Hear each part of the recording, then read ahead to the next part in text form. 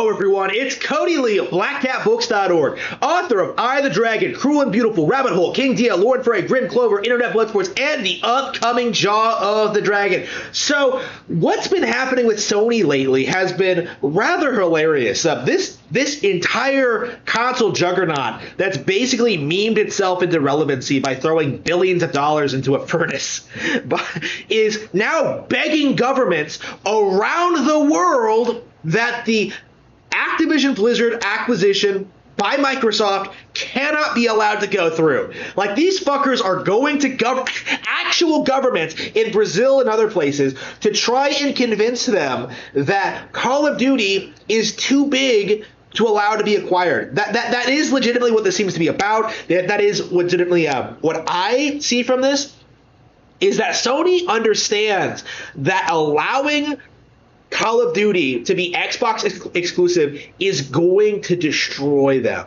There will be no recovery from this because everyone is just going to move to Xbox and exclusively play on Xbox. Like, nobody's gonna buy Titanfall for on PS4, right? They're gonna get Titanfall and Call of Duty on Xbox and whatever other first-person shooters they have. Like, they're not gonna buy your inferior platform when there's an objectively superior option available with more games and more options. That's what I'm seeing from this, is that Sony just is beginning to accept the fact that they can't compete, and they are pulling out all the stops to make it happen, right? Like, it is incredible to see this play out.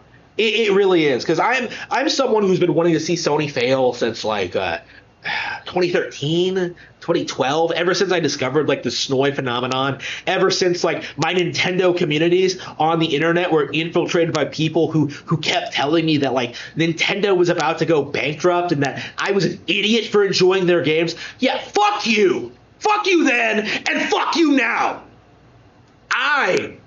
I will never forgive you for that, right? I love Nintendo games, right? Like, I enjoy them, right? I want to talk about them online, but there was a time where I simply wasn't allowed to do that because PlayStation existed, and it was PlayStation's fault. Like, it wasn't the steampunks, it wasn't like Xbox fans. I've actually had a history of never really talking shit about Xbox fans. I myself still own an Xbox One.